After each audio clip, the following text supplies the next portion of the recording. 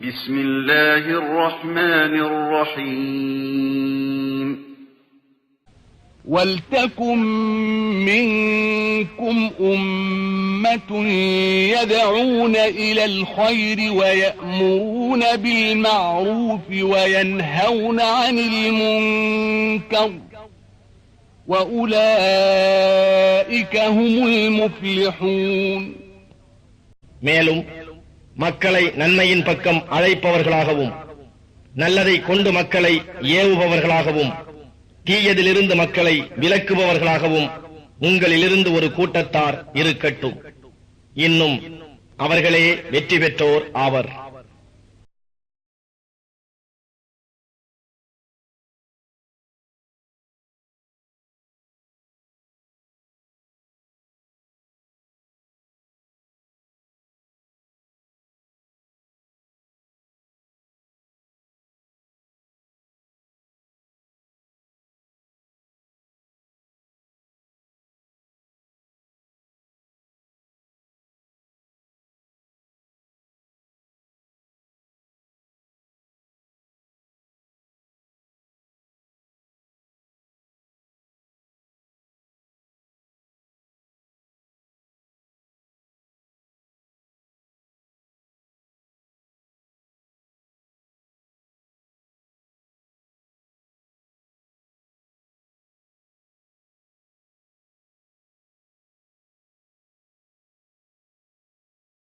الحمد لله رب العالمين نحمده ونستعينه ونستغفره ونؤمن به ونتوكل عليه ونعوذ بالله من شرور أنفسنا ومن سيئات أعمالنا من يهده الله فلا مضل له ومن يضلل فلا هادي له وأشهد أن لا إله إلا الله وحده لا شريك له وأشهد أن محمدًا عبد الله ورسوله أما بعد يا أيها الذين آمنوا اتقوا الله حق تقاته ولا تموتن إلا وأنتم مسلمون يا أيها الناس اتقوا ربكم الذي خلقكم من نفس واحدة وخلق منها زوجها وبث منهما رجالا كثيرا ونساء واتقوا الله الذي تساءلون به والأرحام إن الله كان عليكم رقيبا يا أيها الذين آمنوا اتقوا الله وقولوا قولا سديدا يصلح لكم أعمالكم ويغفر لكم ذنوبكم ومن يطع الله ورسوله فقد فاز فوزا عظيما. எல்லா புகழும் ஏக இறைவனாகிய அல்லாஹ்வுக்கே சொந்தமாகும். அவனின் இறுதி தூதர் எம் தலைவர் முஹம்மது நபி ஸல்லல்லாஹு அலைஹி வஸல்லம் அவர்கள் மீதும் அன்னவர்களுடைய குடும்பத்தவர் தோழர்கள் இறுதி நாள் வரை இந்த உலகத்தில் அவதரித்து வாழ்ந்து மரணிக்கக்கூடிய அனைத்து மூமீன்கள் முஸ்லீம்கள் மீதும் அல்லாஹ்வுடைய சாந்தி அருள் உண்டாகட்டும் என்று பிரார்த்தனை செய்த பிறகு அவையை சிறப்புற வழிநடாத்தி கொண்டிருக்கும் அதன் தலைவர் அவர்களே, இன்னும் ஜுபைல் தாவா நிலையத்தின் தமிழ் பிரிவின் தாயியாக செயல்பட்டு கொண்டிருக்கும் எம் சகோதரர் மௌலவி அவர்களே, இந்த நிகழ்ச்சியை சிறப்புப்படுத்துவதற்காக இதன் மூலம் பிரயோசனம் பெற வேண்டும் என்ற உயர்ந்த நோக்கத்தில் இப்பள்ளிவாயலில் வீற்றிருக்கக்கூடிய என் அருமை இஸ்லாமிய நெஞ்சங்களே, அல்லாஹ்வுடைய அருளும் சாந்தியும் உங்கள் அனைவர்களுக்கும் உண்டாகட்டுமாக. அஸ்ஸலாமு அலைக்கும் வரஹ்மத்துல்லாஹி வபரகாத்துஹு. அன்பார்ந்த சகோதரர்களே, தாய்மார்களே, அஹ்ல சுன்னதி வல் ஜமாஆ என்று சொல்லப்படக்கூடிய நேர்வழியில் நடந்த நபித்தோழர்களான சஹாபாக்கள், அவர்களை பின்தொடர்ந்து வந்த தாபிஈன்கள், தபஉ தாபிஈன்கள் என்ற மூத்த அறிஞர்கள் இஸ்லாமிய வாழ்க்கை நெறிமுறைகளுக்கு அவர்கள் அளித்த மார்க்க விளக்கங்கள் என்னவென்பதை தெரிந்து அதன் அடிப்படையில் எமது வாழ்க்கையையும் நாம் அமைத்து கொண்டு அல்லாஹ்வுடைய உயர்ந்த சுவர்க்கத்தை பெற்று நிரந்தர ஜெயம் பெற்ற உத்தமர்களாக நாம் மாற வேண்டும் என்பதுதான் எமது இலட்சியமாக இருக்கின்றது. இந்த வகையில் அந்த உத்தமர்களான சஹாபாக்கள், தாபிஈன்கள், தபஅ தாபிஈன்கள் போன்ற மூர்த்த அறிஞர்கள் இஸ்லாமிய மார்க்க அடிப்படையில் பெரும் பாவங்கள் என்ற தலைப்பில் என்ன நம்பிக்கை கொண்டிருந்தார்களோ அந்த நம்பிக்கை யாது என்பதை விளக்கிச் சொல்வதுதான் எங்களுடைய இந்த உரையின் நோக்கம் என்பதை நீங்கள் எல்லோருமே அறிந்து வைத்திருப்பீர்கள்.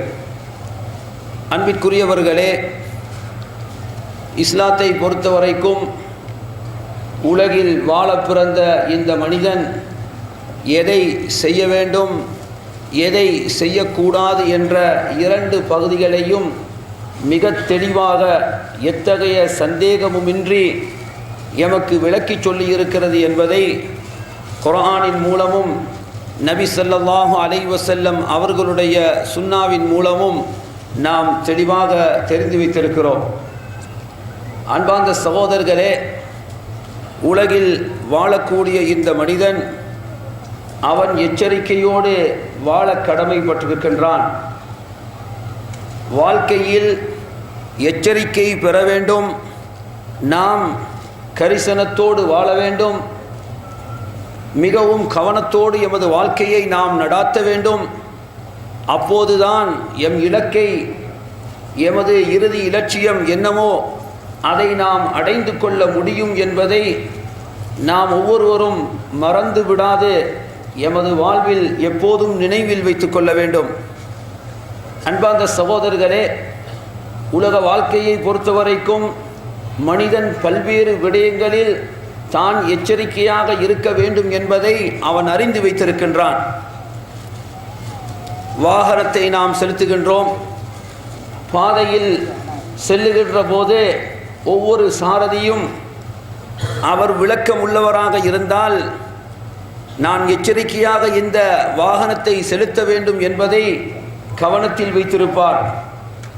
காரணம், நாம் எச்சரிக்கையின்றி ஏனோ தானோ என்று எமது பாதையில் செல்லுவோம் என்று சொன்னால் பயங்கர விளைவுகளை நாம் சந்திப்பதற்கு எமக்கு ஏற்பட்டுவிடும். அன்பார்ந்த சகோதரர்களே, தனிமனித வாழ்க்கையாக இருந்தாலும் சரி, சமூகங்களுடைய வாழ்க்கையாக இருந்தாலும் சரி, எல்லோருமே வாழ்க்கையில் எச்சரிக்கை என்பதை கவனத்தில் கொண்டுதான் வாழ்கின்றார்கள். குடும்பத் தலைவர் எனது குடும்ப வாழ்க்கையில் பொருளாதார வீழ்ச்சி ஏற்பட்டு விடும் என்று சொன்னால் என் பிள்ளைகளுடைய கல்வி வளர்ச்சி, என் குடும்பத்தினுடைய வெற்றி, இதற்கெல்லாம் அது பாதகமாக அமைந்து விடும் என்பதை கருத்தில் கொண்டு தன் பொருளாதார நிலை சீர்கெட்டுவிடக்கூடாது என்பதில் மிக எச்சரிக்கையாக இருப்பார்கள். ஆம், படித்தவர்கள் அப்படித்தான் இருப்பார்கள். அரசாங்கங்களை எடுத்து பார்க்கிறோம். அரசாங்கத்தின் பொருளாதாரம் மேன்மைப்பட வேண்டும், அது வீழ்ச்சி கண்டுவிடக்கூடாது. எப்போதுமே பட்ஜெட் மேலோங்கி செல்ல வேண்டும் என்பதுதான் அரசாங்கத்தினுடைய திட்டங்களாக இருக்கும். சகோதரர்களே, உலகத்தில் ஏற்படக்கூடிய அனர்த்தங்கள், இந்த அனர்த்தங்கள் திடீர் என்று மனித சமுதாயத்தை தாக்கின்ற போது பல்வேறு விளைவுகளுக்கு மனிதர்கள் ஆளாகி விடுகின்றார்கள் என்பதற்காக முன்னெச்சரிக்கை என்ற பெயரில் அனர்த்தங்களை முன்கூட்டியே அறிவித்து விடக்கூடிய ஸ்தாபனங்களை கூட நிறுவி அரசாங்கங்கள் உலகத்தை தங்களுடைய ஆட்சியை நடாத்துவதை நாம் பார்க்கிறோம். சகோதரர்களே, இப்படி பொதுவாக வாழ்க்கையில் எச்சரிக்கை என்பது தனி மனிதனிடமும் இருக்க வேண்டும், சமுதாயத்திடமும் இருக்க வேண்டும். அப்போதுதான் அந்த சமுதாயம் மேன்மைப்படுவதற்கு வழியாக இருக்கும். இல்லாவிட்டால் எதிர்பாராத விதமாக நடைபெறக்கூடிய தாக்குதல்களினால் நாம் சேர்த்து வைத்த அனைத்தையுமே இழந்துவிடக்கூடிய அவல நிலை உருவாகிவிடலாம். சகோதரர்களே, மூமின்களை பொறுத்தவரைக்கும் அல்லாஹ்வையும் அவனுடைய ரசூலையும் தங்களுடைய வாழ்க்கையினுடைய வழிகாட்டியாக எடுத்து நடக்கக்கூடிய மூமின்களை பொறுத்தவரைக்கும் அவர்களும் பல்வேறு விஷயங்களில் எப்போதும் எச்சரிக்கையாக இருப்பார்கள். மூமின்கள் எச்சரிக்கையாக இருக்கக்கூடிய மிக முக்கியமான ஒரு அம்சம்தான், எனது வாழ்க்கையில் என் குடும்பத்தவர்களுடைய வாழ்க்கையில் நான் மிக பெரும் தீமைகளாக எதை மார்க்கம் சொல்கின்றதோ அந்த பெரும் பாவங்களில் மாட்டிவிடக்கூடாது. அந்த பெரும் பாவங்கள் எமது வாழ்க்கையில் நடைபெற்றுவிடக்கூடாது. அதன் மூலமாக வாழ்க்கையில் பல்வேறு அழிவுகளை நாம் சந்திக்க நேரிடும். எனவே நாம் ஒவ்வொருவரும் எச்சரிக்கையாக இருக்க வேண்டும். சகோதரர்களே, பொதுவாகவே பாவம் என்று சொல்கின்ற போது அது மனித வாழ்க்கையை பாதிக்கின்றது. மனிதனுடைய நிம்மதிக்கு ஊறு விளைக்கின்றது. அவனுடைய பொருளாதாரத்தில் குறைவை ஏற்படுத்தி விடுகின்றது, அல்லது அதனுடைய பரக்கத்தை போக்கி விடுகின்றது. இப்படி பல்வேறு தாக்கங்களை பாவத்துக்கு இருப்பதை நாம் பார்க்கலாம். இமாம் ஷாஃபி ரஹ்மத்துல்லாஹி அலைஹி அவர்கள் மாலிக் இமாமுடைய அவையில் வீற்றிருக்கின்றார்கள். இமாம் மாலிக் அவர்கள் ஷாஃபி இமாம் அவர்களிடத்தில் மிக அபாயகரமான ஆற்றலை பார்க்கின்றார்கள். மிக பெரும் ஞாபக சக்தியும் மிக பெரும் அறிவுத்திறனையும் பார்க்கின்றார்கள். ஷாஃபி இமாமை பார்த்து மாலிக் இமாம் அவர்கள் சொல்கிறார்கள், என் அருமை மகனே, உனக்கு அல்லாஹ் அறிவினுடைய ஒளியை வழங்கி இருப்பதை நான் அவதானிக்கின்றேன். எனவே இந்த ஒளி பிழம்பை பாவக்கரையினால் போக்கி விடாதே, நான் உனக்கு உபதேசிக்கிறேன் என்று சொல்கிறார்கள்.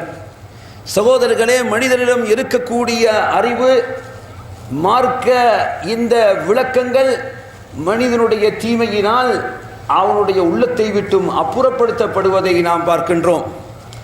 இவ்வாறு உள்ளத்தில் வெறுச்சி, வாழ்க்கையில் நிம்மதியற்ற நிலைமை, எவ்வளவு சொத்து செல்வம் இருந்தாலும் குடும்பத்தில் சுகமில்லை, குடும்பத்தில் நிம்மதி இல்லை, எப்போதுமே டென்ஷன் லைஃப்ல என்ற வகையில் பல்வேறு நிலைகளை நாம் பார்க்கின்றோம்.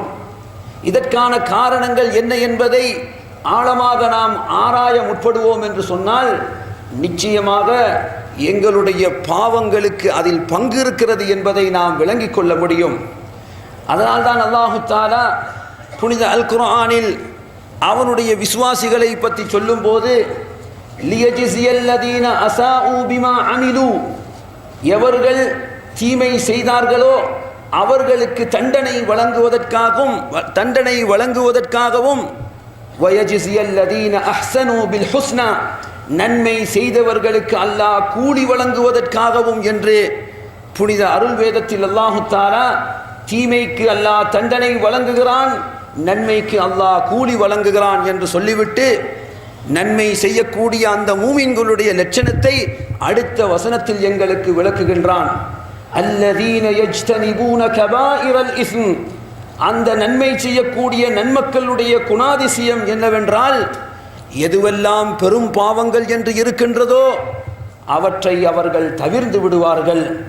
வல் ஃபவாஹிஷ், எதுவெல்லாம் மானக்கேடான குற்றங்கள் என்று இருக்கின்றதோ அவற்றை அவர்கள் விலகி வாழ்வார்கள். இல்லல்லமம், அவர்களுடைய வாழ்க்கையில் ஏற்படக்கூடிய சிறுபாவங்களை தவிர என்று அல்லாஹு தஆலா மூமின்களை பற்றி நன்மை வழங்கப்படக்கூடிய அந்த மூமின்களுடைய குணாதிசயம் என்னவென்பதை எங்களுக்கு விளக்கிச் சொல்கிறான். எனவே எம்முடைய வாழ்க்கையில் நாம் எச்சரிக்கையோடு இருக்க வேண்டும். நான் பெரும் பாவங்களில் ஈடுபட்டு விடக்கூடாது. பெரும் பாவங்கள் செய்யும் அபாக்கியவானாக, மூதேவியாக என்னுடைய வாழ்க்கையில் நான் வாழ்ந்துவிடக்கூடாது. சகோதரர்களே, நான் மாத்திரமல்ல, எனது சந்ததியும் அப்படித்தான் இருக்க வேண்டும் என்று பேராசை என் உள்ளத்தில் குடிகொண்டிருக்க வேண்டும். மூமினை பொறுத்த வரைக்கும் குறுகிய மனப்பாங்கு மிக்கவனாக அவன் இருக்க மாட்டான். அவனுடைய சிந்தனை எப்போதும் தூர நோக்குடையதாக இருக்கும். ஹஸரத் இப்ராஹிம் அலைஹிஸ்ஸலாத்து வஸ்ஸலாம் அவர்களை பற்றி அல்லாஹு தஆலா அவர் கேட்ட துஆவை ஞாபகப்படுத்துகின்றான். வஜ்ருபுனி வபனிய அன் நஅபுதல் அஸ்னாம், யா அல்லாஹ், என்னையும் என் சந்ததியையும் இந்த சிலைகளை வணங்குவதை விட்டும் காத்திடு, தூரமாக்கிவிடு என்று இப்ராஹிம் அலைஹிஸ்ஸலாத்து வஸ்ஸலாம் அவர்கள் துஆ கேட்டதை அல்லாஹு தஆலா அவருடைய அருள் வேதத்தில் எங்களுக்கு சொல்லி காட்டுகின்றார். எனவே சகோதரர்களே, பெரும் பாவங்கள் மனித வாழ்க்கையில் நடைபெற்றுவிடக் கூடாது என்பதை மார்க்கம் எச்சரிப்பதை மிக அதிகமாக நாம் காணக்கூடியதாக இருக்கின்றது. நபி ஸல்லல்லாஹு அலைஹி வஸல்லம் அவர்கள் அருமை தோழர்களான சஹாபாக்களை பார்த்து சொல்கின்றார்கள், என் அருமை தோழர்களே, இஜ்தனிபு அஸ்ஸப்அல் மூபிகாத், மனிதனை அழித்தொழிக்கக்கூடிய 7 பெரும்பாவங்களை நீங்கள் தவிர்ந்து விடுங்கள். உடனே சஹாபாக்கள் கேட்கிறார்கள், வமா ஹுன்ன யா ரசூலல்லாஹ், அல்லாஹ்வின் தூதரே, மனிதனை அழித்து விடக்கூடிய, அவனை மிக பெரும் ஆபத்தில் தள்ளிவிடக்கூடிய அந்த 7 பாவங்கள் என்ன என்று மிக ஆர்வத்தோடு கேட்கின்றார்கள். நபி ஸல்லல்லாஹு அலைஹி வஸல்லம் அவர்கள் சஹாபாக்களுக்கு உடனடியாக அந்த 7ஐயும் விளக்கி சொன்னார்கள். அஷ்ஷிர்கு பில்லாஹ், நீங்கள் அல்லாஹ்வுக்கு இணை வைப்பதை தவிர்த்து விடுங்கள். அஸ்ஸிஹர், சூனியத்தை நீங்கள் விலகிக் கொள்ளுங்கள். கத்லுன் நஃப்ஸ் அல்லதி ஹர்ரமல்லாஹு இல்லா பில் ஹக், உரிமையின்றி அநியாயமாக எந்த ஒரு உயிரையும் கொலை செய்வதை உங்களுடைய வாழ்க்கையில் நீங்கள் மிக கண்டிப்பாக தவிர்க்க வேண்டும். அக்லுர் ரிபா, வட்டி சாப்பிடுவதை நீங்கள் தவிர்த்து விடுங்கள். இன்னும் சொல்கிறார்கள், அக்லு மாலில் யதீம், அனாதையினுடைய சொத்தை சாப்பிடுவதையும் நீங்கள் தவிர்த்து விடுங்கள். இன்னும் சொன்னார்கள், அத்தவல்லி யௌம ஸஹஃப், இஸ்லாமிய படைக்கு சென்று எதிரிகளோடு போரிடும் தருணத்தில் புறமுதுகி காட்டிச் செல்வதை உங்களுக்கு நான் தவிர்க்குமாறு சொல்கின்றேன். இறுதியாக சொன்னார்கள், கற்புள்ள மிக ஒழுக்கமுள்ள பெண்கள் மீது அவதூறு சொல்வதை நீங்கள் தவிர்த்து கொள்ளுங்கள் என்று 7 பெரும் பாவங்களை விசேடமாக நபி ஸல்லல்லாஹு அலைஹி வஸல்லம் அவர்கள் அந்த இடத்தில் குறிப்பிடுகின்றார்கள். சகோதரர்களே, இந்த செய்திகள் சொல்லப்படும் போது நாம் வெறுமனே இது நபி அவர்கள் சொல்லியிருக்கிறார்கள் என்று மாத்திரம் எங்களுடைய காதில் வாங்கிவிடாது. இதுவரைக்கும் எங்களுடைய வாழ்க்கையில் இந்த பாவத்தை நாம் செய்திராவிட்டால் அல்ஹம்துலில்லாஹ், அல்லாஹ்வுக்கே எல்லா புகழும் என்று அவனை வாய் நிறைய நாம் புகழ்வதோடு, இதற்கு பிறகும் என்னுடைய வாழ்க்கையில் இந்த அனர்த்தங்கள் நடந்துவிடக் கூடாது என்று நானும் என்னுடைய சந்ததியினரும் இந்த தீமைகளிலிருந்து பாதுகாப்பு பெற வேண்டும் என்று அல்லாஹ்விடம் அனுதினமும் நாம் பிரார்த்திக்க வேண்டும். அன்பார்ந்த சகோதரர்களே, இன்னும் நபி ஸல்லல்லாஹு அலைஹி வஸல்லம் அவர்கள் வேறொரு சந்தர்ப்பத்தில் சஹாபாக்களை பார்த்து சொல்கிறார்கள், அலா உனப்பிஉக்கும் பி அக்பரில் கபாயிர், பெரும் பாவங்கள் எதுவென்பதை உங்களுக்கு நான் சொல்லட்டுமா என்று கேட்கின்றார்கள்.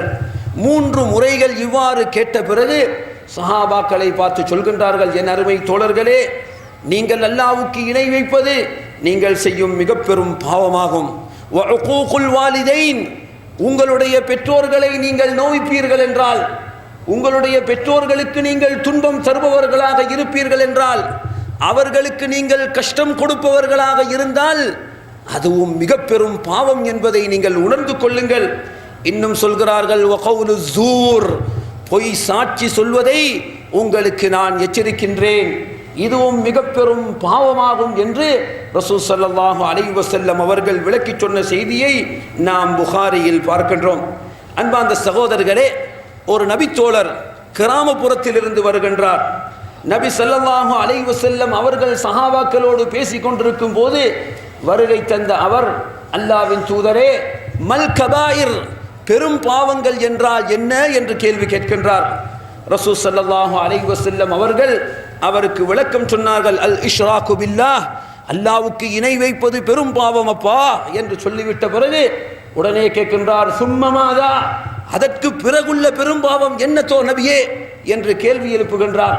ரசூல் ஸல்லல்லாஹு அலைஹி வஸல்லம் சொல்கிறார்கள், உகூகுல் வாலிதைன், உன் பெற்றோர்களை நீ நோவினை செய்வது, பெற்றோர்களுக்கு துன்பம் தருவது, இது மிக பெரும் பாவம் என்று விளக்கி சொல்கிறார்கள். சகோதரர்களே, நாம் மிக கவனமாக இருக்க வேண்டும். இன்று எம் சமுதாயத்தில் தாய் தந்தையர்களுக்கு பெற்றோர்களுக்கு நடக்கக்கூடிய அவல நிலைகளை நாம் பார்க்கிறோம். காவிர்களையும் இவர்கள் மிஞ்சி விடுவார்களோ என்ற அளவுக்கு நிலைமை மாறிவிட்டிருப்பதை பார்க்கிறோம். நாம் ஏற்றுக்கொண்டாலும் மறுத்தாலும் உண்மையை சொல்லி ஆக வேண்டும் என்ற அவல நிலையில் சகோதரர்களே, இதற்கு எம் தாய் சமூகமே காரணமாக இருப்பதையும் நாம் பார்க்கிறோம். கணவன் தன் தாயோடு நல்ல முறையில் நடந்து கொள்வதற்கு, அவளுக்கு தன் பாசத்தை ஊட்டுவதற்கு, அந்த தாய்க்கு பணி செய்வதற்கு தடைக்கல்லாக யார் இருக்கிறார் என்று ஆராய்ந்து பாருங்கள். ஆம், எனக்கு யாரை முடித்து கொடுத்தார்களோ, எந்த தாய் எனக்கென்று அவளை தேர்வு செய்தாலோ அந்த பெண்ணே முட்டுக்கட்டையாக இருப்பதை சமுதாயத்தில் நாம் பார்க்கிறோம். சகோதரர்களே, தாயோடு நல்ல முறையில் நடந்து கொண்டால் அப்போது அந்த மனிதனுடைய வாழ்க்கையில் பரக்கத் செய்யப்படும். அந்த பரக்கத் உங்களுடைய வாழ்க்கைக்கும் வந்து சேரும் என்பதை தாய் சமூகமே சிந்திக்க மறந்து விடுகிறது என்றால் இது மிக பெரும் ஆச்சரியம் என்பதை நாம் சொல்லியாக வேண்டும். எனவே ஒவ்வொரு கணவனும் தன் தாய்க்கு பணிவிடை செய்வதற்காக மனைவி துணை புரிய வேண்டும். இல்லாவிட்டால் அவள் சாலிஹான நல்ல பெண் என்ற பட்டியலில் வர மாட்டாள் என்பதை ஞாபகத்தில் வைத்துக் கொள்ளுங்கள். ஒவ்வொரு கணவனும் தன் மனைவி தன்னுடைய பெற்றோர்களுக்கு பணி செய்வதற்காக அவன் உறுதுணையாக இருக்க வேண்டும். காரணம், அவளுடைய பெற்றோர்களுக்கு பணி செய்வது, அவளுடைய பெற்றோர்களை மதித்து நடப்பது அது அவளுக்கு கடமையாக இருக்கின்றது. எனவே இந்த கடமையை சமூகத்தில் நாம் சரிவர செய்யாவிட்டால், இதில் கோளாறுகளை நாம் உருவாக்கிவிட்டோம் என்று சொன்னால் இது யாரை பாதிக்கப் போகின்றது? இது எங்கள் வாழ்க்கையை தான் பாதிக்கப் போகின்றது. சகோதரர்களே, நபி ஸல்லல்லாஹு அலைஹி வஸல்லம் அவர்கள் சொல்கிறார்கள், மன் ஸர்ரஹு அய்யுப்ஸத லஹு ஃபீ ரிஸ்கி, யாருக்கு இரண விஸ்தீரணம் வழங்க வேண்டும், கிடைக்க வேண்டும் என்று ஆசை இருக்கின்றதோ, எவருக்கு தன்னுடைய வாழ்வு நீடிக்க வேண்டும் என்று ஆசை இருக்கின்றதோ என்ன செய்ய வேண்டும்? ஃபல் யஸில் ரஹிமா, தன் குடும்பத்தோடு அவன் சேர்ந்து வாழட்டும் என்று சொல்கிறார்கள். வாழ்க்கையில் பிரச்சனையா, உன் குடும்பத்தோடு சேர்ந்து வாழ் என்று நாம் உபதேசம் செய்தால் குடும்பத்து சேர்றதுக்கும் பொருளாதார பிரச்சனைக்கும் என்ன தொடர்பு இருக்குன்னு நம்மவர்கள் கேட்பார்கள். சகோதரர்களே, அல்லாஹ்வுடைய ரசூல் சொல்கின்றார்கள், உன் குடும்பத்தவர்களோடு நீ சேர்ந்து வாழ், அதில் உனக்கு வரக்கத்து இருக்கிறது. குடும்பம் என்று வந்தால் அதில் முதன்மையானவர்கள் பெற்றோர்கள் என்பதை நாம் யாரும் மறந்துவிடக் கூடாது. சகோதரர்களே, அல் குர்ஆன் மிக அழகாக எங்களுக்கு விளக்கம் சொல்வதை நாம் பார்க்கிறோம். அல்லாஹ் எந்த அளவு சொல்கின்றான், வலா தகுல் லஹுமா உஃபின், இதை விட குறைந்த ஒரு வார்த்தை இருக்க முடியாது. சி என்ற வார்த்தையை கூட நீங்கள் யூஸ் பண்ண கூடாது. அவர்கள் ஏது உங்களிடம் சொல்லும் போது சடைவடைவதை நீங்கள் காட்டக்கூடாது. உங்களுக்கு அதில் சடைவிருந்தாலும் அதனை நீங்கள் அடக்கிக் கொள்ள வேண்டும். ஆம், அப்படி அல் குர்ஆன் எங்களுக்கு உபதேசம் செய்கிறது என்றால் தாய் சமூகமே நீங்கள் சிந்திக்க கடமைப்பட்டிருக்கின்றீர்கள். உங்களுடைய கணவன்மார்கள் அவர்களுடைய தாய்மார்களோடு ஏதும் முரண்பாட்டில் ஈடுபட்டு விடுவதற்கோ அல்லது பிரச்சனைகளை தோற்று விடுவதற்கோ நீங்கள் காரணமாக இருப்பீர்கள் என்று சொன்னால் இது வாழ்க்கையை எந்த அளவு பாதிக்கும் என்பதை நாம் நினைத்து கொள்ள வேண்டும். அன்பார்ந்த சகோதரர்களே, பிறகு நபி ஸல்லல்லாஹு அலைஹி வஸல்லம் அவர்களிடம் அந்த சஹாபி கேட்கின்றார், சும்ம மாதா, அல்லாஹ்வின் தூதரே அதற்கு பிறகுள்ள பெரிய பாவம் என்ன என்று கேட்கின்றார்கள். அல் யமீனுல் கமூஸ், அதுதான் பொய் சத்தியம் என்று சொன்னார்கள். வமல் யமீனுல் கமூஸ், அல்லாஹ்வின் தூதரே யமீனுல் கமூஸ் என்றால், அல் யமீனுல் கமூஸ் என்றால் என்ன என்று ரசூல் ஸல்லல்லாஹு அலைஹி வஸல்லம் அவர்களிடம் அந்த சஹாபி கேட்டவுடனே ரசூலுல்லாஹ் விளக்கம் சொல்கின்றார்கள், அல்லதி யக்ததிஉ மால இம்ரஇன் முஸ்லிமின் ஹுவ ஃபீஹா காதிப், இன்னொரு முஸ்லிமுடைய பொருளாதாரத்தை அபகரிக்கின்றான். எப்படி? பொய் சத்தியம் செய்து. அபகரிப்பது என்பது ஒரு பாவம். அதனோடு தன்னுடைய அபகரிப்பை வலுப்படுத்துவதற்காக அல்லாஹ் மீது வேறு சத்தியம் செய்கின்றான். எவ்வளவு பெரிய அநியாயக்காரனாக இருப்பான். எனவே சகோதரர்களே, இதுவும் பெரும் பாவம் என்று நபி ஸல்லல்லாஹு அலைஹி வஸல்லம் அவர்கள் விளக்கிச் சொல்கின்றார்கள். இன்னொரு சந்தர்ப்பத்தில் சொன்னார்கள், இன்ன மின் அக்பரில் கபாயிர், மிக பெரும் பாவங்களில் உள்ளதுதான்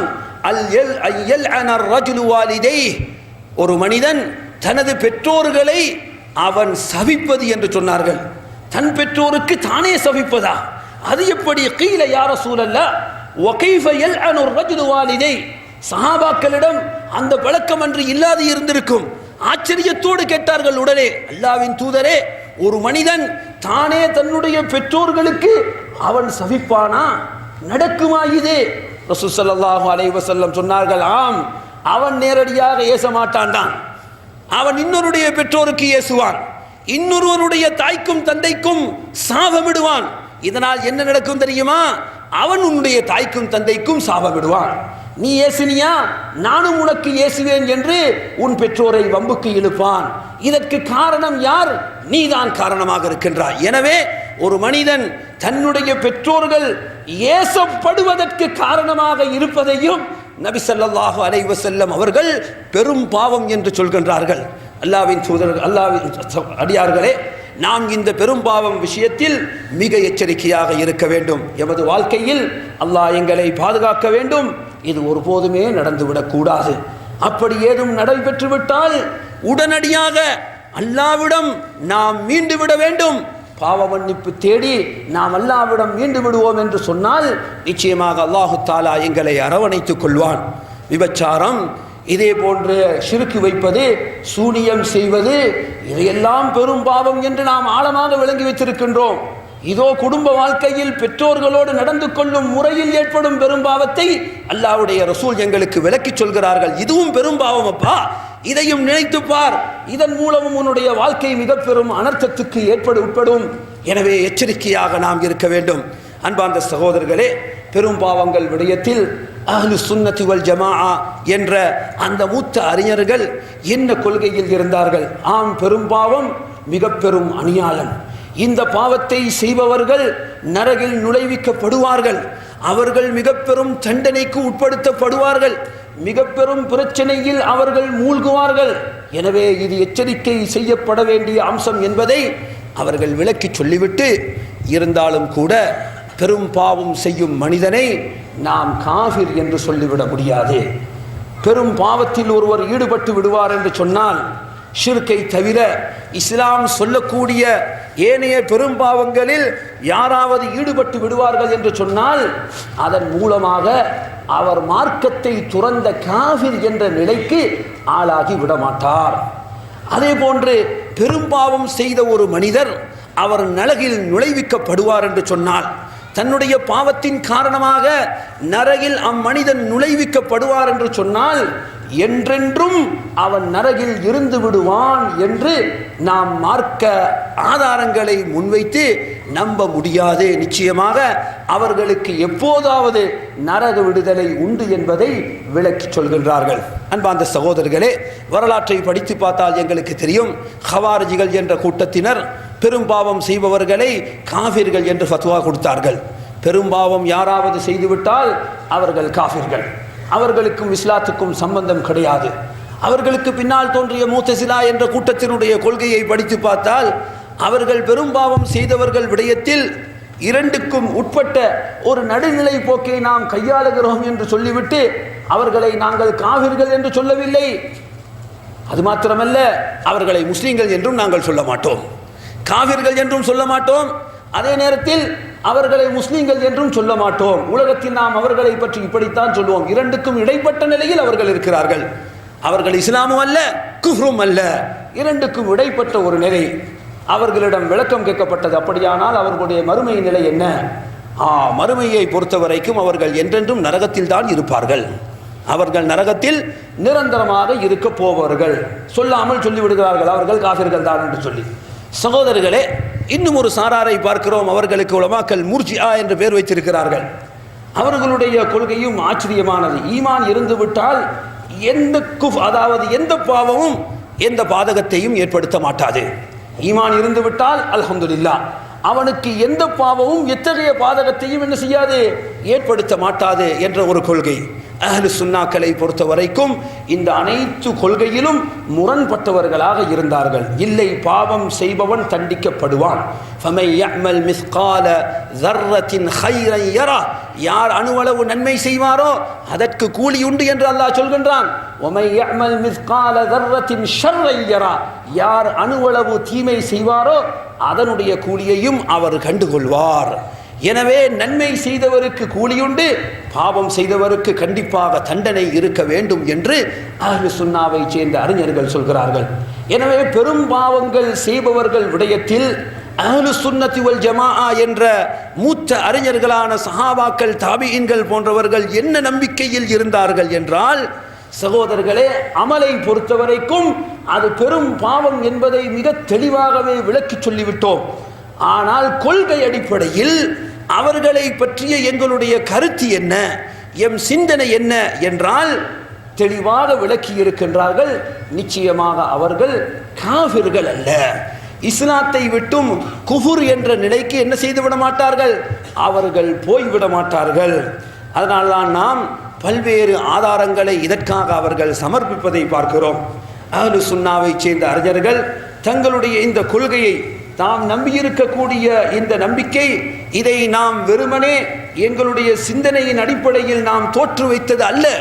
குர்ஆனையும் ஹதீஸையும் ஆதாரமாக வைத்து நாம் முன்வைத்த கருத்துக்கள் என்ற அடிப்படையில் பல்வேறு ஆதாரங்களை இதற்கு முன்வைத்திருப்பதை நாம் பார்க்கிறோம். அதில் ஒன்றுதான் சூரத்துன் நிசாவுடைய 48வது வசனம். அல்லாஹு தஆலா அவனுடைய அருள் வேதத்தில் சொல்கின்றான், இன்னல்லாஹ லா யக்ஃபிரு அன் யுஷ்ரக பிஹ்.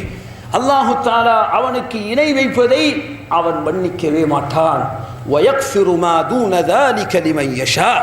அவன் விரும்பியவர்களுக்கு அது அல்லாததை அவன் மன்னித்து விடுவான். சகோதரர்களே, ஷிர்க்கை தவிர ஏனைய அனைத்து பாவங்களுக்கும் மன்னிப்பு இருக்கிறது என்பதை இந்த ஆயத்து மிக தெளிவாக சொல்கின்றது. ஷிர்க்கு ஒன்று மாத்திரம்தான் அல்லாஹ்விடத்தில் மன்னிக்கப்படாத குற்றம். இதை தவிர ஏனைய அனைத்து பாவங்களையும் அது உள்ளடக்கும். அனைத்து பாவங்களும் மன்னிப்பு பெறத்தக்கது. எனவே இஸ்லாத்தை பொறுத்தவரைக்கும் உங்களுக்கு தெரியும், நாம் எல்லோரும் தெரிந்து வைத்திருக்கிறோம், ஷிர்க்கு, அதனுடைய அடுத்த பகுதி குஃப்ர். இந்த இரண்டும் அல்லாஹ்விடத்தில் ஒருபோதும் மன்னிப்புக்கு இடம் கிடைக்காத பாவங்கள். இன்னஹு மன் யுஷ்ரிக் பில்லாஹ், யார் அல்லாஹ்வுக்கு இணை வைத்து விடுவானோ ஃபகத் ஹர்ரமல்லாஹு அலைஹில் ஜன்னah, அல்லாஹு தஆலா சுவனத்தை அவனுக்கு ஹராமாக்கி விட்டான் என்று அவருடைய அருள் வேதத்தில் அல்லாஹு தஆலா சொல்கின்றான். எனவே யாரெல்லாம் காஃபிர்களாக மரணித்தார்களோ, இன்னல்லதீன கஃபரு வமாது வஹும் குஃபார், யாரெல்லாம் காஃபிர்களாக மரணித்து விட்டார்களோ நிச்சயமாக அவர்களுக்கும் மிக கடுமையாக நரக தண்டனை உண்டு. அவர்களும் நரகத்திலிருந்து ஒருபோதும் விமோசனம் பெற போவதில்லை. எனவே குஃப்ரையும் ஷிர்க்கையும் தவிர்ந்த ஏனைய அனைத்து பாவங்களை பொறுத்தவரைக்கும் அது எவ்வளவு பெரிய பாவமாக இருந்தாலும் சரி, நிச்சயமாக அதற்கு மன்னிப்பு உண்டு.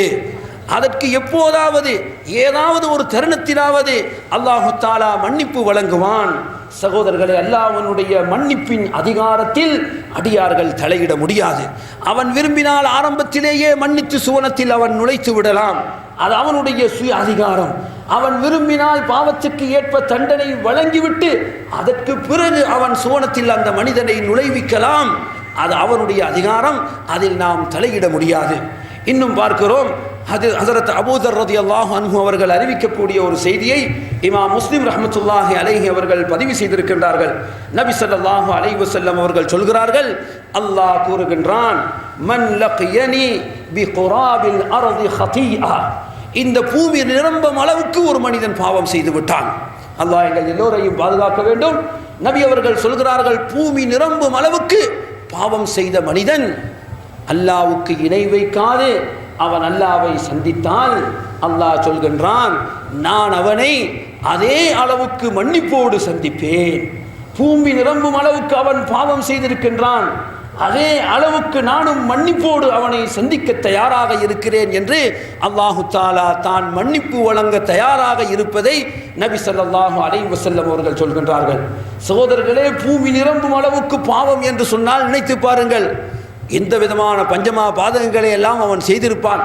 பாவத்தில் எந்த ஒன்றையும் அவன் விட்டிருப்பானா என்று நாம் நினைக்கும் அளவுக்கு மிக பெரும் பாவத்தை செய்த மனிதனைத்தான் பூமி நிரம்பும் அளவுக்கு பாவம் செய்தவன் என்று சொல்ல முடியும். எனவே ஷிர்க்கை தவிர ஏனைய அனைத்து பாவங்களும் இதில் உள்ளடங்கப்பட்டு விடும் என்பதை இந்த ஹதீஸிலிருந்து நாம் தெளிவாக விளங்கிக் கொள்ளலாம். இன்னும் நபி ஸல்லல்லாஹு அலைஹி வஸல்லம் அவர்கள் சஹாபாக்களோடு வீற்றிருக்கும் போது அவர்கள் செய்தியை சொல்கின்றார்கள், என் அருமை தோழர்களே, அதானி ஜிப்ரீல் அலைஹி ஸலாத்து வஸ்ஸலாம், ஜிப்ரீல் அலைஹிஸ்ஸலாத்து வஸ்ஸலாம் அவர்கள் என்னிடம் வந்து எனக்கு ஒரு சோபனத்தை சொன்னார்கள். முஹம்மதே ஸல்லல்லாஹு அலைஹி வஸல்லம் அவர்களே, மன் மாத மின் உம்மதிக், உங்களுடைய சமுதாயத்தில் எவரெல்லாம் அல்லாஹ்வுக்கு இணை வைக்காது மரணிப்பாரோ தஹலல் ஜன்னா, அவர் சுவனத்தில் நுழைவார் என்று ஜிப்ரீல் அலைஹிஸ்ஸலாத்து வஸ்ஸலாம் அவர்கள் எனக்கு நற்சோபனம் சொன்னார்கள் என்று ரசூல் ஸல்லல்லாஹு அலைஹி வஸல்லம் அவர்கள் சொன்னார்கள். அப்போது நபி அவர்கள் ஜிப்ரீலிடம் கேட்டார்களாம், வ இன் ஸனா வ ஸரக், அந்த மனிதன் விபச்சாரம் செய்திருந்தாலும் அவன் திருடி இருந்தாலுமா என்று நான் ஜிப்ரீலிடம் கேட்டேன். ஆம், அவன் விபச்சாரம் செய்திருந்தாலும் அவன் திருடி இருந்தாலும் அவன் சுவனத்தில் நுழைபவன் தான் என்று ஜிப்ரீல் அலைஹிஸ்ஸலாத்து வஸ்ஸலாம் அவர்கள் எனக்கு சோபனம் சொன்னார்கள். சகோதரர்களே, ஹதீஸினுடைய கருத்தை நாம் தவறாக மாற்றி விளங்கிவிடக்கூடாது. நாம் திருடலாம், நாம் விபச்சாரம் செய்யலாம், இதற்கு அனுமதி இந்த ஹதீஸில் இருக்கிறது என்று நீங்கள் அப்படி தவறாக புரிந்து விடாதீர்கள். இந்த பாவங்களை செய்த மனிதனாக இருந்தாலும், இந்த பாவத்திற்காக நரகத்தில் நுழைவிக்கப்பட்ட மனிதனாக இருந்தாலும், இதன் மூலம் நரக தண்டனையை அனுபவித்தவனாக இருந்தாலும் எப்போதோ ஒரு நாளைக்கு அவனுக்கு சுவனம் கிடைக்கும் என்று ரசூல் ஸல்லல்லாஹு அலைஹி வஸல்லம் அவர்கள் இந்த ஹதீஸின் மூலம் எங்களுக்கு விளக்கி இருக்கிறார்கள் என்பதைத்தான் நாம் விளங்கிக் கொள்ள வேண்டும். இன்னும் சகோதரர்களே, நபி ஸல்லல்லாஹு அலைஹி வஸல்லம் அவர்கள் உபாதத் இப்னு ஸாமித் ரலியல்லாஹு அன்ஹு அவர்கள் அறிவிக்கக்கூடிய ஹதீஸில் முஸ்லிமில் பதிவாகி இருக்கின்றது. சஹாபாக்களோடு வீற்றிருந்த போது ரசூலுல்லாஹ் அவர்கள் சொல்கின்றார்கள், துபாயிஊனனி, என் அருமை தோழர்களே, எனக்கு நீங்கள் பையத்து செய்யுங்கள், அலா அல்லா துஷ்ரிகு பில்லாஹி ஷைஆ, அல்லாஹ்வுக்கு நீங்கள் இணை வைக்க மாட்டீர்கள் என்றும், நீங்கள் விபச்சாரம் செய்ய மாட்டீர்கள் என்றும், நீங்கள் திருட மாட்டீர்கள் என்றும், அனுமதியற்ற முறையில் உயிரை நீங்கள் கொலை செய்ய மாட்டீர்கள் என்றும் எனக்கு நீங்கள் பையத்து செய்யுங்கள் என்று ரசூல் ஸல்லல்லாஹு அலைஹி வஸல்லம் அவர்கள் சொல்லிவிட்டு, யார் என்னோடு செய்யக்கூடிய இந்த உடன்படிக்கையை நிறைவேற்றுவாரோ அவருடைய கூலி அல்லாஹ்விடத்தில் இருக்கிறது. யார் இந்த பாவங்களில் ஏதாவது ஒன்றை செய்வாரோ அவருடைய விடயமும் அல்லாஹ்விடத்தில் தான். இந்த உலகத்தில் அவர் தண்டிக்கப்பட்டால் அவருடைய தண்டனை அவருடைய அந்த பாவத்துக்கு பரிகாரமாக அமைந்துவிடும். இல்லை, உலகத்தில் அல்லாஹ் அவரை மறைத்து விட்டான், அவர் செய்த அந்த பாவத்தை யாருமே அறிந்து கொள்ளவில்லை என்று சொன்னால் அவர் மறுமையில் அவருடைய நிலையை அல்லாஹ் தீர்மானிப்பான். அவன் விரும்பினால் மன்னிப்பான், அவன் விரும்பினால் தண்டிப்பான் என்று ரசூல் ஸல்லல்லாஹு அலைஹி வஸல்லம் அவர்கள் சொல்லி இருக்கின்றார்கள். எனவே சகோதரர்களே, இந்த ஹதீஸ்களை எல்லாம் நாம் முன்வைத்து பார்க்கின்ற போது எமக்கு என்ன விளக்கம் கிடைக்கின்றது? அல்லாஹ்வுக்கு இணை வைப்பதை தவிர ஏனைய அனைத்து பாவங்களையும் அல்லாஹு தஆலா மன்னிப்பான். அந்த பாவங்களுக்கு அவன் விரும்பினால் தண்டனையை வழங்குவான், அவன் விரும்பினால் மன்னிப்பான். அது அவனுடைய சுய அதிகாரத்துக்கு உட்பட்டது என்பதைத்தான் இந்த ஹதீஸ்களிலிருந்து நாம் விளங்குகின்றோம். இன்னும் நபி ஸல்லல்லாஹு அலைஹி வஸல்லம் அவர்கள் மறுமையில் நடைபெறவிருக்கக்கூடிய பரிந்துரையை பற்றி எங்களுக்கு விளக்கிச் சொன்னார்கள். நரகில் போட்டு பொசுக்கப்பட்ட மனிதர்கள் அவர்களுடைய பாவங்களுக்கான தண்டனையை அனுபவித்த பிறகு சுவனத்திற்கு கொண்டு வரப்படுவார்கள். ஒவ்வொரு சாராரையும் அல்லாஹு தஆலா ஒவ்வொரு சாராருக்கு பரிந்துரை செய்வதற்காக அனுமதி வழங்குவான். மூமின்கள் பரிந்துரை செய்வார்கள், நபிமார்கள் பரிந்துரை செய்வார்கள். இப்படி ஒவ்வொருவருடைய பரிந்துரைக்கு ஏற்ப நரகிலிருந்து மக்கள் சுவனத்தை நோக்கி கொண்டு வரப்படுவார்கள். சகோதரர்களே, அந்த ஹதீஸினுடைய இறுதியில் நபி ஸல்லல்லாஹு அலைஹி வஸல்லம் அவர்கள் சொல்கிறார்கள், அல்லாஹ் அவனுடைய கருணையினால் அந்த நரகிலிருந்து கடைசியாக ஒரு சாராரை வெளியேற்றுவான் என்று சொன்னார்கள். அவர்கள் எப்படிப்பட்டவர்கள் தெரியுமா? அவர்களுடைய உள்ளத்தில் ஈமான் மாத்திரம்தான் எஞ்சி இருக்கின்றது. எவர்களுடைய உள்ளத்தில் கடுகளவு ஈமான் இருந்து விடுமோ அவர்களை எல்லாம் நரகத்திலிருந்து நீங்கள் வெளியாக்கி விடுங்கள் என்று அல்லாஹு தஆலா அவருடைய அமரர்களுக்கு கட்டளையிடுவான். எனவே பாவத்தின் காரணமாக, தாங்கள் செய்த தீமைகளின் காரணமாக நரக தண்டனையை அனுபவிக்கக்கூடிய அந்த கொடியவர்களும் கூட ஒரு தருணத்தில் நரகத்திலிருந்து அவர்கள் வெளியேற்றப்படுகிறார்கள் என்று சொன்னால், பெரும் பாவங்களாக இருந்தாலும் அதற்கு மன்னிப்பு உண்டு என்பதை இந்த ஹதீஸ் எங்களுக்கு தெளிவாக சொல்கின்றது. எனவே சகோதரர்களே, அஹ்லு சுன்னத்து வல் ஜமாஅ என்ற மூத்த சஹாபாக்கள், தாபிஈன்களான அந்த அறிஞர்கள் எங்களுக்கு சொல்லித் தந்த விளக்கம் என்ன? பெரும் பாவங்களா நாங்கள் எச்சரிக்கையாக இருக்க வேண்டும் என்பதுதான். பெரும் பாவங்களா நாங்கள் மிக தூரம் சென்று விட வேண்டும் என்பதுதான். தீமைகளிலிருந்து விலகி வாழ்வதுதான் மூமினுடைய இலட்சியம், லட்சணம் என்பதை நாம் தெளிவாக விளக்கிய பிறகு, இருந்தாலும் அந்த பெரும் பாவங்கள் மனிதனை காஃபிர் என்ற நிலைக்கு கொண்டு போய் விட்டு விடாது. மனிதனை நரகில் என்றென்றும் நீடூடி காலமாக இருக்கக்கூடியவன் என்ற நிலைக்கு கொண்டு போய் விட்டு விடாது என்பதை தெளிவாக எங்களுக்கு விளக்கி சொல்லியிருக்கின்றார்கள். எனவே பெரும் பாவங்கள் விடயத்தில் எமது கொள்கை இன்னதுதான் என்பதை நாம் மிக தெளிவாக விளங்கிக் கொள்ள வேண்டும். பெரும் பாவம் செய்த ஒரு மனிதனை காஃபிர் என்று ஃபத்வா கொடுக்கவோ, பெரும் பாவம் செய்த ஒரு மனிதனை இவனெல்லாம் என்றென்றும் நரகில் நீடூடி காலம் சுவனத்திற்கு செல்லாமலே இருந்துவிடப் போகக்கூடியவன் என்று நாம் விளக்கம் சொல்ல போகக்கூடாது. காரணம், அது எங்களுடைய அஹ்லு சுன்னத்தி வல் ஜமாஆ என்ற சஹாபாக்கள் தாபிஈன்களைச் சேர்ந்த அந்த மூத்தவர்களுடைய கொள்கைக்கு முரணானது என்பதை மிக தெளிவாக நாம் தெரிந்து கொள்ள வேண்டும். சகோதரர்களே, இமாம் இப்னு தைமிய்யா ரஹ்மத்துல்லாஹி அலைஹி அவர்கள் தங்களுடைய மஜ்மூஇல் மிக அழகாக இது பற்றி விளக்கம் சொல்கிறார்கள். அஹ்லு சுன்னத்தி வல் ஜமாஆவுடைய கொள்கை அன்னஹு யஷ்ஃபஉ ஃபீ அஹ்லில் கபாயிர். நபி ஸல்லல்லாஹு அலைஹி வஸல்லம் அவர்கள் பெரும் பாவம் செய்து நரகில் நுழைவிக்கப்பட்டிருக்கும் தன்னுடைய உம்மத்தவர்களுக்காக ஷஃபாஅத் செய்வார்கள். وَأَنَّهُ لَا يَخْلُدُ فِي النَّارِ مِنْ أَهْلِ التَّوْحِيدِ أَحَدٌ. யாருடைய உள்ளத்திலெல்லாம் ஈமான் இருக்குமோ, எவர்களுடைய உள்ளத்திலெல்லாம் கடுகளவு ஈமான் எஞ்சி இருக்குமோ, அவர்கள் ஒருபோதுமே நரகில் நீடூடி காலம் இருக்க மாட்டார்கள். நரகிலிருந்து அவர்கள் வெளியேற்றப்பட்டு விடுவார்கள் என்பதை மிக தெளிவாக சொல்கிறார்கள். அன்பார்ந்த சகோதரர்களே, மார்க்க அறிஞர்கள் இது சம்பந்தமாக என்ன விளக்கங்கள் சொல்லியிருக்கிறார்கள் என்பதை நாம் படித்து பார்த்தால் நாம் சொன்ன இந்த கொள்கையில் எவ்வளவு தெளிவாக உறுதியாக நாம் இருக்க வேண்டும் என்பதை மிக தெளிவாக நமக்கு விளக்கி இருக்கின்றார்கள். இமாம் பகவி ரஹ்மத்துல்லாஹி அலைஹி அவர்கள் இது சம்பந்தமாக விளக்கம் சொல்லும் போது, இத்தஃபக அஹ்லு சுன்னா, அஹ்லு சுன்னாவை சேர்ந்த அறிஞர்கள் ஏகமனதாக முடிவு செய்திருக்கின்றார்கள், ஒரே கருத்தில் அவர்கள் இருக்கின்றார்கள். அன்னல் முஃமின லா யஹ்ருஜு அனில் ஈமான் பிர்திகாபி ஷைஇன் மினல் கபாயிர். ஒரு மூமின் தான் ஒரு பெரும் பாவத்தை அவன் செய்துவிட்டான் என்று சொன்னால் அந்த பெரும் பாவத்தின் காரணமாக அவன் ஈமானிலிருந்து வெளியேறிவிட மாட்டான். இதா லம் யஅதகித் இபாஹதஹா, அந்த பெரும்பாவம் அது ஹலால் என்று அவன் நம்பாத வரைக்கும். சகோதரர்களே, இந்த நிபந்தனையை ஞாபகத்தில் வைத்துக் கொள்ளுங்கள். பெரும்பாவத்தை மனிதன் செய்வது என்பது ஒன்று, அந்த பெரும்பாவத்தை ஹலால் என்று நினைப்பது ஒன்று. விபச்சாரம் செய்கின்றான், ஆனால் குற்ற உணர்வோடு அந்த விபச்சாரத்தில் ஈடுபட்டான். விபச்சாரம் மார்க்கத்தில் ஹலால் கூடும் என்று அவன் பேசவில்லை. அவன் பெரும்பாவத்தில் ஈடுபட்டான், ஆனால் குற்ற உணர்வு அவனிடம் குடிக்கொண்டு இருக்கின்றது. இல்லை, இதுவெல்லாம் மார்க்கத்தில் ஹலாலானது, இதற்கெல்லாம் என்று தடையும் இல்லை என்று இப்படி வாதிட ஆரம்பிப்பான் என்று சொன்னால் அவன் இஸ்லாத்தை விட்டும் வெளியே போய் விடுவான். அவன் மூமின் என்ற நிலையில் இருக்க மாட்டான். சொல்கிறார்கள், வஇன் அமில ஷைஅம் மின்ஹா, பெரும்பாவத்தில் ஏதேனும் ஒன்றை செய்துவிட்டாலும் சரி, அது ஹலால், அது கூடும் என்று அவன் வாதிடாத வரைக்கும் அவன் ஈமானுடைய வட்டத்திலே இருப்பான். சொல்கிறார்கள், ஃபஇன் மாத கப்ல தௌபா, அவன் தௌபாவுக்கு முன்னால் மரணித்து விட்டால், தௌபா செய்யாது மரணித்து விட்டால், லா யஹ்லுது ஃபின்னார், அவன் நரகில் என்றென்றும் இருக்க போபவன் என்ற நிலைக்கு ஆளாக மாட்டான். கமா ஜாஅ பிஹில் ஹதீஸ், ஹதீஸில் வந்திருப்பது போன்று, பல் ஹுவ இலல்லாஹ், அவனுடைய தீர்மானம் அல்லாஹ்வுடைய கரத்தில் இருக்கின்றது. இன்ஷா அஃபாஅன், அவன் விரும்பினால் மன்னிப்பான், விரும்பினால் தண்டிப்பான். எனவே நாம் இவர்களை காஃபிர்கள் என்றோ என்றென்றும் நரகத்தில் குடிகொண்டு விட போவர்கள் என்றோ நாம் சொல்லக்கூடாது என்று இமாம் அவர்கள் எங்களுக்கு விளக்கி சொல்கின்றார்கள்.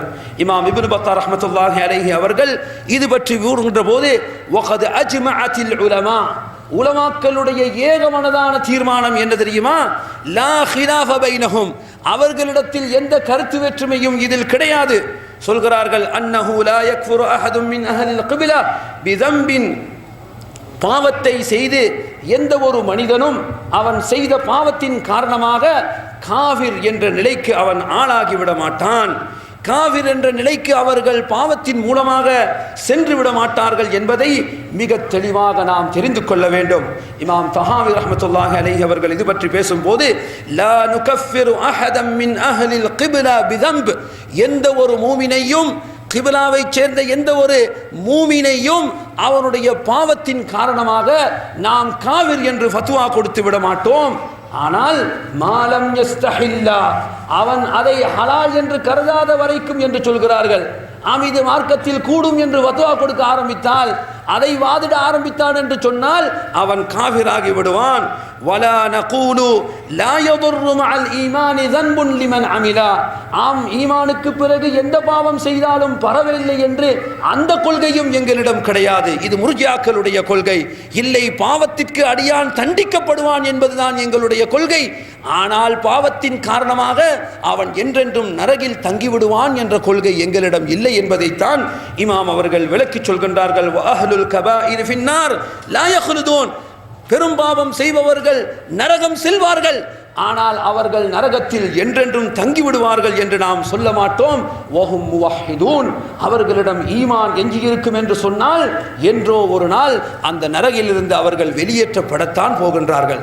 எனவே சகோதரர்களே, அஹ்லு சுன்னத்தி வல் ஜமாஅவுடைய கொள்கை இந்த பெரும்பாவம் செய்பவர்கள் விடயத்தில் என்னதாக இருந்தது என்பதை இந்த இமாம்களுடைய கூற்றுக்கள் மூலமாக மிக தெளிவாக நாம் தெரிந்து கொள்கின்றோம். அன்பார்ந்த சகோதரர்களே, இது பற்றி நாம் பேசுகையில் எங்களிடம் ஏற்படக்கூடிய ஒரு சர்ச்சை அல்லது சந்தேகம் என்னவென்று சொன்னால், அல் குர்ஆன் சில தண்டனைகளை பற்றி சொல்லும் போது, சில பாவங்களை பற்றி சொல்லும் போது அங்கு நீடூடி கால நரகம் அவர்களுக்கு உண்டு என்ற விளக்கத்தை சொல்கின்றதே.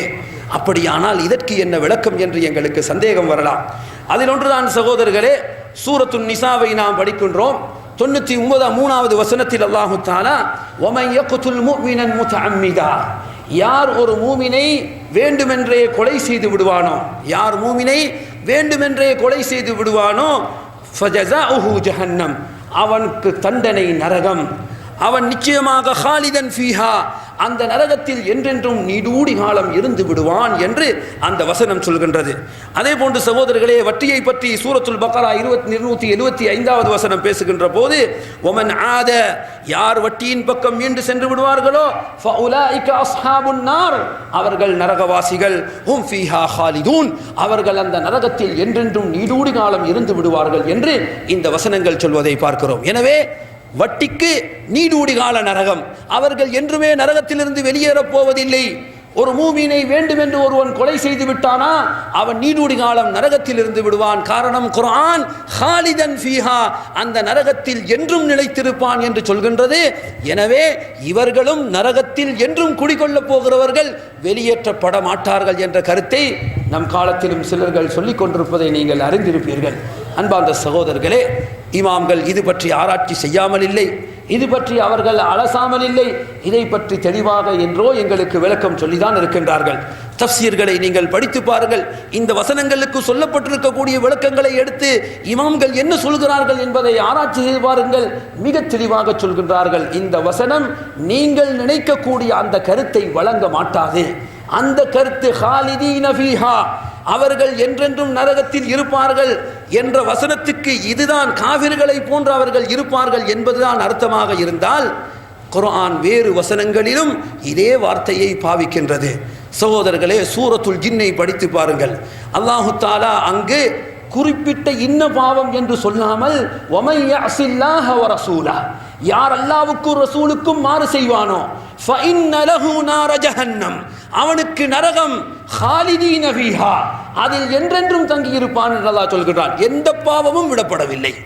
எல்லா பாவத்தையும் சேர்த்து மொத்தமாக சிறிது பெருசு என்று எதுவுமே இல்லாமல் வமன் யஅஸில்லாஹ வ ரசூலஹ, யார் அல்லாஹ்வுக்கும் ரசூலுக்கும் மாறு செய்வானோ ஃபஇன்ன லஹு நார ஜஹன்னம், அவனுக்கு நரக தண்டனை, ஹாலிதீன ஃபீஹா, அவன் அந்த நரகத்தில் என்றென்றும் நிரந்தரமாக இருப்பான். சூரத்துல் ஜின்னுடைய 23வது வசனத்தை படித்து பாருங்கள். அதே போன்று அல்லாஹு தஆலா சூரத்துன் நிசா இந்த சொத்துரிமை சட்டத்தை சொன்ன பிறகு வமன் யஅஸில்லாஹ வ ரசூலஹ, யார் அல்லாஹ்வுக்கும் ரசூலுக்கும் மாறு செய்வானோ வயதஅத்த ஹுதூதா, அல்லாஹ்வினுடைய இந்த சட்டத்தை எவன் மீறுவானோ, சகோதரர்களே அங்கு சொல்லப்பட்டிருக்கக்கூடிய சட்டங்கள் என்ன? வாரிசுரிமை சட்டத்தை அல்லாஹு தஆலா விளக்கி சொல்கின்றான். அல்லாஹ்வினுடைய இந்த சட்டங்களுக்கு எவன் மாறு செய்வானோ, எவன் அவற்றை மீறுவானோ யுத்ஹில்ஹு நாரா, அவனை அல்லாஹ் நரகத்தில் நுழைவிப்பான், ஹாலிதன் ஃபீஹா, அந்த நரகில் அவன் என்றும் தங்கியிருப்பான் என்று நிரந்தரம் எனும் அர்த்தத்தை இங்கும் குர்ஆன் சொல்லத்தான் செய்கின்றது. அதே போன்று அல்லாஹு தஆலா அல்லதீன லா யதுஊன மஅல்லாஹி இலாஹன் ஆகர், மூமீன்களுடைய இலட்சணத்தை சொல்லும் போது அந்த மூமீன்கள் அல்லாஹ்வை தவிர வேறு யாரையும் அவர்கள் அழைக்க மாட்டார்கள். அவர்கள் எந்த ஒரு ஆன்மாவையும் அநியாயமாக கொலை செய்ய மாட்டார்கள். வலா யஸ்னூன், அவர்கள் விபச்சாரம் செய்ய மாட்டார்கள்.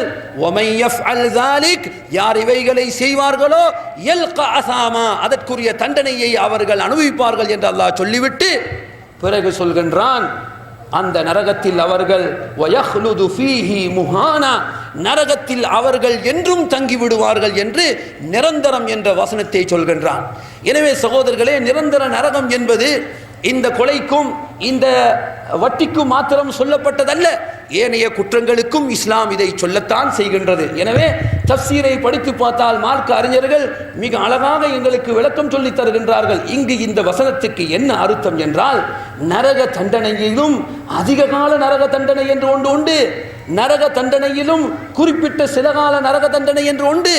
இங்கு ஹாலிதன் என்று சொல்லப்படுவது என்னவென்றால், நரக தண்டனையிலும் இவர்கள் அதிக கால நரக தண்டனையை அனுபவிக்கப் போகின்றார்கள். எனவே அந்த அர்த்தத்தை தான் இந்த வசனம் சொல்கின்றதே அன்றி காவீர்கள் என்றென்றும் நரகத்திலிருந்து அவர்கள் வெளியேற நினைக்கும் போதெல்லாம் குல்லமா அராது ஐயஹ்ருஜு மின்ஹா உஈது ஃபீஹா, நரகத்திலிருந்து அவர்கள் வெளியேற நினைக்கும் போதெல்லாம், அதற்கான முயற்சியில் அவர்கள் ஈடுபடும் போதெல்லாம் அந்த நரகத்தின் பால் மீண்டும் மீண்டும் அவர்கள் செலுத்தப்படுவார்கள் என்று அல்லாஹு தஆலா சொல்கின்றான். அவர்களுக்கு வெளியேற்றம் என்பது கிடையவே கிடையாது. சகோதரர்களே, நபி ஸல்லல்லாஹு அலைஹி வஸல்லம் அவர்கள் சொன்னார்கள், எனது சமுதாயத்தில் யார் நரக தண்டனையை அனுபவித்து சுகித்துவிட்டு இறுதியாக கடைசியாக நரகத்தை விட்டும் வெளியேறுபவன் யார் என்பதை நான் அறிவேன் என்று சொன்னார்கள். மிக கஷ்டத்தோடு பொசுங்கி போன அந்த மனிதன் நரகத்திலிருந்து வெளியேற்றப்பட்டு அவன் மீண்டும் மனிதனாக ஆக்கப்பட்டு மாஉல் ஹயா என்ற அந்த நீர் அவன் மீது ஊற்றப்பட்டு மீண்டும் அவன் பழைய நிலைக்கு ஆக்கப்படுவான். இவனை அல்லாஹு தஆலா சூனத்தில் பால் கொண்டு வருவான். சூனத்தை பார்த்துவிட்டு இந்த மனிதன் அல்லாஹ்விடம் முறையிட ஆரம்பிப்பானாம். இன்னஹா மல்ஆ, யா அல்லாஹ், சூனம் நிரம்பி இருக்கின்றது என்று சொல்கின்றான். சூனம் நிரம்பி இருக்கின்றது யா அல்லாஹ், எனக்கு இடமில்லை என்று முறையிடுவான். சகோதரர்களே, அல்லாஹ் அந்த மனிதனுக்கு சொல்லுவான், உலகத்தை போன்று 10 மடங்கை உனக்காக வைத்திருக்கின்றேன். சுப்ஹானல்லாஹ். யாருக்கு? நபி அவர்கள் சொல்கிறார்கள், மிக கடைசியாக வரக்கூடிய மனிதனாக இருந்தால் யோசித்து பாருங்கள், பாவங்களில் மிக அதிகமாக செய்தவனாகத்தான் அவன் இருக்க முடியும். எனவே சகோதரர்களே, எவ்வளவு பெரிய பாவமாக இருந்தாலும் சரி, அது நிரந்தர தண்டனையை மூமின்களுக்கு ஏற்படுத்த மாட்டாது. அதன் மூலம் மூமின்கள் காவிர் எனும் நிலைக்கு தள்ளப்பட மாட்டார்கள். எனவே அவர்கள் பாவிகள், அவர்கள் குற்றவாளிகள், நரக தண்டனைக்கு உட்படுத்துவதற்கு சாத்தியமுள்ளவர்கள். ஆனாலும் அவர்கள் காவிர்களின் நிலைக்கு மாறிவிட மாட்டார்கள் என்பதை நாம் எங்களுடைய கொள்கையாக கொண்டிருக்கிறோம் என்பதை ஒவ்வொருவரும் தெரிந்து வைத்துக் கொள்ள வேண்டும். எனவே பாவங்களிலிருந்து தூரமாகி, அதிலும் விசேடமாக பெரும் பாவங்களிலிருந்து அல்லாஹு தஆலா இறுதி வரைக்கும் எங்களை காத்து இந்த உலக வாழ்க்கையை நாம் முடித்துக் கொள்ளும் வரைக்கும் எங்கள் எல்லோருக்கும் அருள் புரிய வேண்டும் என்ற மிக பெரும் பிரார்த்தனையை சகோதரர்களே நாளாந்தம் எங்களுடைய வாழ்க்கையில் நாம் கடைபிடிக்க வேண்டும். பாவங்கள் என்று சொல்லும்போது மிக முக்கியமாக நாம் ஞாபகப்படுத்த வேண்டிய அம்சம்தான் சகோதரர்களே, அல்லாஹ்வுக்கும் எனக்கும் இடையிலுள்ள பாவங்களாக இருந்தால் அல்லாஹ் கருணை மிக்கவன், அவன் கிருபை மிக்கவன், அவன் நினைத்தால் மன்னித்து விடுவான். ஆனால் உங்களுக்கும் மனிதர்களுக்கு மத்தியிலுள்ள பாவங்களாயிருந்தால், அடுத்தவர்களுக்கு நாம் அநியாயம் செய்திருந்தால், அவர்களுடைய பணத்தை நாம் அபகரித்திருந்தால், அடுத்தவர்களுக்கு நாம் குந்தகம் ஏதும் விளைவித்திருந்தால், சகோதரர்களே, அல்லாஹ் அந்த அடியான் மன்னிக்காத வரைக்கும் எங்களை மன்னிக்க மாட்டான். ஹஜ்ஜி செய்தால் எல்லா பாவங்களும் மன்னிக்கப்படும். ஹஜ்ஜி செய்த மனிதன் எப்படி திரும்புவான்? அன்று பிறந்த பாலகன் போன்று திரும்புவான். சகோதரர்களே, உலமாக்கள் ஆராய்ச்சி செய்கின்றார்கள். அன்று பிறந்த பாலகன் போன்று அவன் திரும்புவான் என்று சொன்னால் எல்லா பாவங்களும் மன்னிக்கப்பட வேண்டும். அப்போதுதான் அவன் என்ன அந்த நிலைக்கு ஆளாகுவான். உண்மைதான் சகோதரர்களே. சர்ச்சை அறிஞர்கள் கிளப்பியிருக்கிறார்கள். அடுத்தவர்களுக்கு செய்த அநியாயமாக இருந்தால் அதற்கு என்ன செய்வது? அதை அல்லாஹ் ஒருபோதும் மன்னிக்க மாட்டான். அந்த அடியான் மன்னிக்காத வரைக்கும் அல்லாஹ் மன்னிக்க மாட்டான். நாளை மறுமையில் அல்லாஹு தஆலா இதற்குரிய உரிமையை கேட்கும் அதிகாரத்தை அந்த மனிதனுக்கு வழங்குவான். அதற்குரிய பரிகாரம் செய்யப்பட்ட பிறகுதான் இந்த மனிதனுக்குரிய கூலி வழங்கப்படும் என்பதை ஹஜ்ஜினுடைய அந்த ஹதீஸை விளக்கக்கூடிய அறிஞர்கள் எங்களுக்கு விளக்கம் சொல்லித் தருகின்றார்கள். எனவே நாம் மிக எச்சரிக்கையாக இருக்க வேண்டும். சகோதரர்களே, பாவம் என்று சொல்லும் போது நாம் நினைப்போம், என்ன நினைப்போம்? பெரும் பெரும் பாவங்கள், பெரும் பெரும் விஷயங்களை நாம் செய்துவிட்டால் தான் அது பெரும் பாவமோ? சகோதரர்களே, ஒரு மனிதனை நாம் ஏளனமாக நினைப்போம் என்று சொன்னால், அடுத்தவனை பார்த்து நாம் மோசமாக எங்களுடைய உள்ளத்தில் சித்தரிப்போம் என்று சொன்னால், அடுத்தவர்களை ஏளனமாக நாம் கருதுவோம் என்று சொன்னால், அல்லாஹ்வுடைய தூதர் சொல்கிறார்கள், பிஹஸ்பி இம்ரஇம் மினஷ் ஷர், தீமைக்கு இது போதும் என்று சொல்கிறார்கள். ஐயஹ்கிர அஹாஹுல் முஸ்லிம், தனது சகோதர முஸ்லிமை நீங்கள் இழிவாக கருதுவீர்கள் என்று சொன்னால் இது போதும் உங்களுடைய அழிவுக்கு என்று சொல்கிறார்கள். எனவே பாவம் என்று சொல்கின்ற போது மொத்தமாக அனைத்து பாவங்களும் எங்களுடைய வாழ்க்கையில் தவிர்க்கப்பட வேண்டியவைகள் தான். இருந்தாலும் நாம் பெரும் பாவங்கள் இருந்து மிக விசேடமாக தவிர்த்திருக்க வேண்டும். மூமின்களை பொறுத்தவரைக்கும் அவர்கள் தங்களுடைய வாழ்க்கையில் எப்போதும் பாவமே செய்ய மாட்டார்கள் என்று நாம் ஒருபோதுமே சொல்ல முடியாது. மூமின்கள் பாவம் செய்பவர்கள். அல்லாஹ் குர்ஆனில் மூமின்களை பற்றி சொல்லும் போது, மூமின்கள் அவர்கள் பாவம் செய்து விட்டால் ததக்கரு, அவர்கள் திருந்தி விடுவார்கள், அவர்கள் ஞாபகத்தில் கொண்டு வந்து விடுவார்கள், உடனே அதற்காக மன்னிப்பு கேட்பவர்களாக இருப்பார்கள் என்று மூமின்களுடைய குணத்தை அல்லாஹு தஆலா அவனுடைய அருள் வேதத்தில் சொல்கின்றான். எனவே பாவத்தில் நாம் எச்சரிக்கையோடு இருக்க வேண்டும். எம் குடும்பத்தவர்களுக்கு பாவ எச்சரிக்கை நாம் விடுக்க வேண்டும்.